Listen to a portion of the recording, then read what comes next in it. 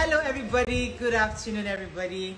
Thank you for joining me for this one-on-one with me. I got quite a bit of questions. I'll try to answer the best I can. But the first thing I like to lay a foundation with is that if you ask me, why am I doing this? I'm doing this because recently I've been very burdened by the fact that it seems we've been inundated with so much information about bad marriages, bad homes, or people having issues. Nothing wrong with the issues, nothing wrong with the fact that people have broken homes and all that. But the truth is, many people are in broken homes because of things they never expected would be a problem in their marriages. Many people enter marriages because they expected that things would go well. But unfortunately, by some stroke of divine issues or something that just happened, it didn't happen right. So the truth is that these things happen, and so unfortunately, I know a lot of friends and I know a lot of people that are single mothers or single fathers raising their kids by themselves, and they wish they hadn't taken the steps they took to get into where they are. And sometimes it just happens. It's not, you see, you don't plan these things. These things just happen. God forbid you plan to have a perfect wife, perfect marriage, and things just happen the other way. But the reason why I'm having this conversation today is because it's important that for those of us that somehow by God's grace or mercy, I call it luck, you can call it favor, you can call it just grace, we just got this thing right. I think many of us need to start talking. Many of us need to start sharing.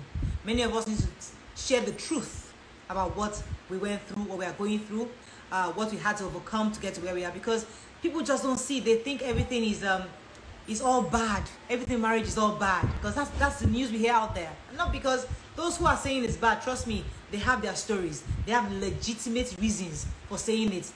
If you hear their stories, it is valid.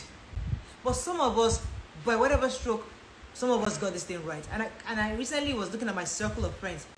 Within the ladies of your view, we are all happy. We don't have any serious issues going on amongst us. Within my own small circle of other friends, we don't have marital issues. My husband's closest friends, none of them are having marital issues. And I said, I don't know. So all the people that are saying they're having marital issues, where are they? I mean, when I look at my circles, I don't find them. So I felt that many of us that got this thing right, let us share our stories. Let us help each other so that younger people who are getting into the institution can understand what to look out for, what not to do, and how the best they can overcome certain challenges they go through in marriage. That's why I'm having this conversation. I'm sharing, I'm opening up my own experiences to people. And those of you who are also in my shoes, who are able to get this thing called marriage right, please share your stories. We grew up with Tishuaban Takabo. I personally don't. I think that's what has gotten marital situations to where it is, where everybody who is having a happy marriage are keeping their mouth shut. They are just keeping quiet in their own private place, enjoying their marriage. And when people ask them, how is it? It's not easy, oh. And I'm thinking, you're right. You're right. Tell the truth. Some of you have it going well. Those of you, please share your stories. And that's one of the reasons why we're doing this today. Thank you very much for joining me today. So I have a lot of questions. I'm going to start very quickly. I begged my husband that please, if I have an issue that I cannot handle, please come and help me. He said he will see what he can do. So the first question is, Ileru actually asked me quite a bit of questions. Let me start with, I'm not sure if people want me to mention their names, so I'll be careful not to mention people's names, just in case they don't want their names to be out there. So let me start with the lady that says, what's the secret of your calmness? I don't know. Am I calm? I think I'm a bit hyper. But I have always had this thing in life where God has told me he would always fight my battles. So in the midst of the highest storm, when I have even people, if I have enemies around me or people who I know hate me, who can't stand me, I have a way of just understanding where the hate is coming from, understanding where the issues are coming from, getting along with them, and then moving on. And I found that because when I do that, God just stays at the driver's seat and just fights my battle. So I've never, so when you see me calm, it's not because I'm just a perfect calm person. It's just that I know that somebody's at the driver's seat, somebody's sorting it out. So I don't have to worry about issues of life so much. So that's probably why you think I'm calm, but I'm not. I don't think I'm a calm person. In fact, I talk too fast. And I promise myself that I'm going to be talking slowly today so that people can hear me.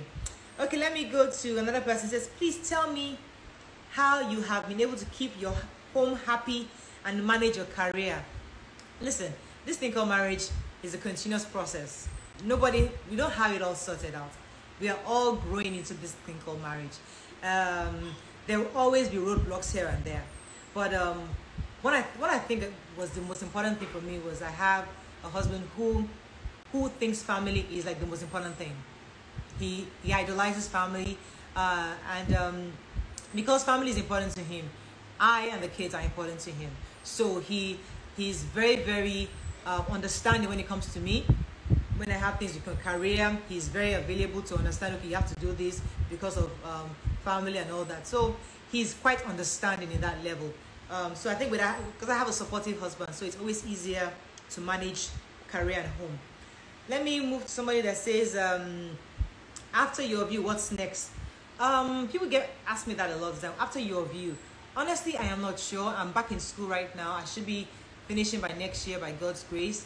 I have a few plans. I have a few things I want to do, which I'm working on. I have a coach who's coaching me, working towards the steps I need to take to achieve those dreams. So I'm still keeping it under wraps for now, but I do have some plans of what I want to do in future. I need to have like a 10, 15-year plan for myself, which I'm working on very closely. Somebody says, did you have any culture shock when you got back to Nigeria? Of course not. I was only out of like 10 years. What is it, culture shock? Well, maybe slight culture shock, because I left at a younger age. So I was still in high school.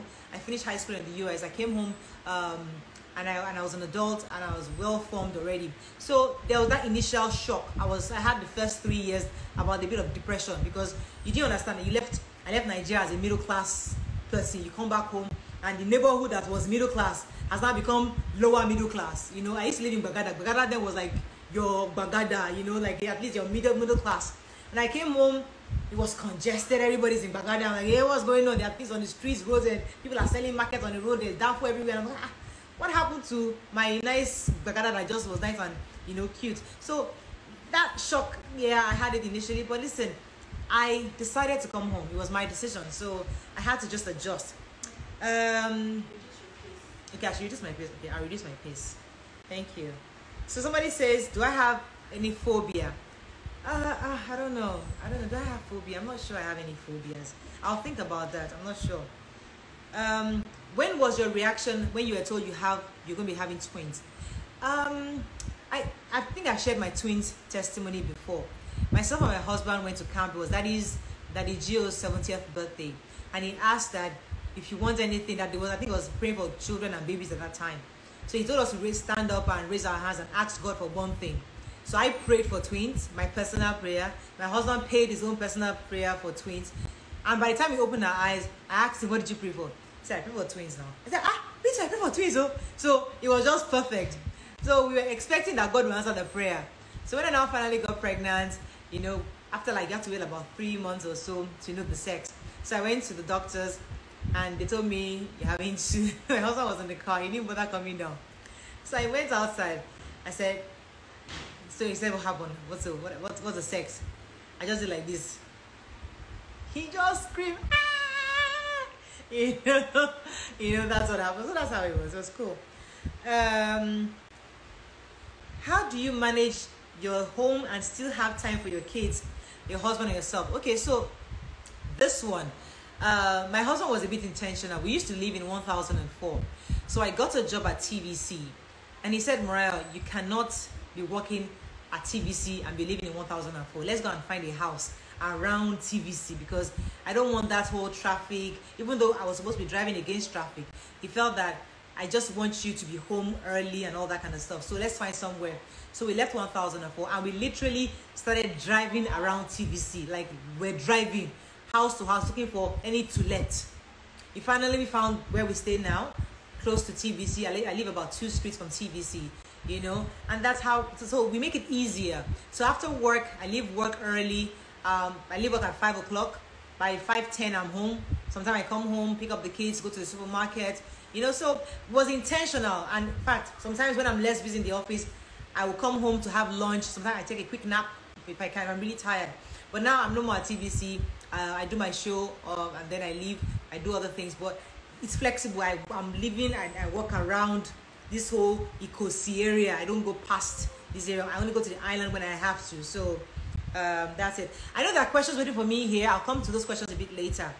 Let me see. What's your definition of success? Success for me is when you are able to impact lives, when you're able to give back. Success for me is family, when your family is happy and content. Success for me is contentment. If I have the basics, I'm happy. I like to aspire, but I'm very content also. So for me, I think where I am, I like to thank God that I think I'm successful to an extent. I like more, definitely, but success for me is contentment. Success for me is having impact and giving people opportunities that you didn't have.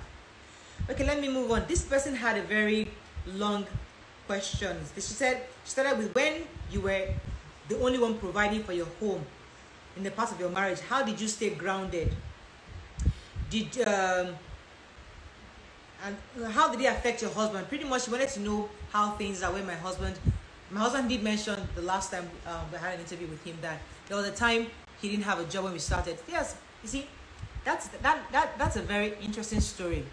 And when I met my husband, he had just lost his job at an oil company, and I met him as a lawyer, and he wasn't working. And the truth is that I'll go to work and he'll be home. That's the truth. He was home, and my husband will pray all night while I'm sleeping. He's praying all night. In the morning, I go to work. I come back in the afternoon. He's still praying. I'm like, have you eaten? He's like, well, I'll eat later. I'm fasting. You know. So he was on the mountain a lot during that period. He used to pray a lot. He used to go to camp. He used to pray. He applied to so many companies, oil companies. In fact, all the connection we had in Nigeria, we called all of them. They please, we're looking for a job. We're looking for a job. We called everybody. You know, they'll say, don't worry, I have no, just tell him to come, let's come. He went for interviews. He gave his CVs out. So he wasn't sitting down. He wasn't lazy. He was actually looking for jobs. But there'll be times where you'll be frustrated after plenty looking for work and nobody's hiring you. You just get tired. So there was a time of frustration. But during that period of frustration, I think I, as his wife also, I understood the emotions that he was going through. And I never rubbed it in his face. I was very careful. When the money comes in, we had that joint account that both of us had what they call debit cards too. When he takes out money, I don't ask. I just keep quiet, you know. And because he also has respect for himself, when he takes money, he tells me, yeah, with your with the money. And I keep telling him, don't, it's not your money, it's our money. But he's always telling me, oh, Morayo, it is your money. Let's not use that. We are in our caucus here. It is your money. You know. But he had respect for himself. He knew his pedigree. He was not a street urchin. He was somebody that was born into a proper family. So he knew that things were down and he would come up. So for quite a number of years, I think for the first 4 years, I believe, he wasn't working. That's the truth. Somewhere I got along the line, somebody was talking about starting a business because he had actually tried everything. Nobody was hiring him. So somebody talked about starting a business, and he spoke to and these people opened his mind to the opportunity of starting a business. And thankfully, I think he was able to get a seed money from his late dad at the time. And with that seed money, he's been able to grow a business, and thank God today it's a growing business, and we thank God that God has really, really blessed him and opened doors for him. So, yes, you call people, you try to get contacts, but sometimes those people never help. Even my own job too, I tried to get contacts, but the truth is that until I went to demand the job for myself, I didn't get the job. So sometimes it's not about contacts. All right, so that's how it is, and it wasn't hard. It wasn't easy, but I, as a wife, I understood. He was frustrated. I understood. There were times he would get angry. He would fight. The whole house. Me, I knew not because he's angry. He's angry. He's mad at me. But the real reason is the fact that it's not. So I calmed down. I just calmed down. He'll be shouting at me, screaming. I just be like this. I'll be angry. I'll leave the house. I might go to my mother's house. I'll talk to my mother. My mother will say, well, you know how mothers counsel you. I'll come back home. You know, but I think in all, my husband had respect for me. He respected me that I never insulted him. he respected me a lot. So even in all his gra, he knew, girl, you deserve me. This girl has done her own part. So I think that respect he had for me, that this girl has done her part. Let me just not. So he wasn't cantankerous. He wasn't that kind of person. He was understanding, and he had a lot of respect for himself. Let me move on very quickly. What inspired your view? I think I've said this story many times. Your view was something I created after I lived in the US for some time. I used to watch The View by Barbara Walters. Now it's been hosted by Whoopi Goldberg. I just love the format, and I came to Nigeria and I thought that we have an opportunity to let women share their thoughts, and I did that, and that's it. What do you do to spice things up in the other room? This other room business, I know if BC is here. BC is actually going to ask me that question, but you see, other room is an important thing, but I think sometimes we over dramatize this or other room matter. Other room is personal. In the early days of our marriage, there was a bit of challenges because obviously I was coming in. I hadn't been with any man at the time, and it was very, very strange. And I was really excited, looking forward to this every day. Bang, bang, bang, bang, bang. And my husband was like, "Auntie, take it easy. Please, it's not like that." You know, we had to understand each other's sexual position, where we were. And I think once we understood each other, we accepted who we were. We're not the rabbits. We're not the bang, bang, bang, bang for life. We are just very moderate couples, and we are okay with that. And we are okay with our moderation. We're not looking for excessive kiniko. We are not like them. BC will tell you that she's on a roll. We are not on a roll. We are okay. We are very comfortable with our timing, with our abilities in the other room, and we are not willing to share. That's it.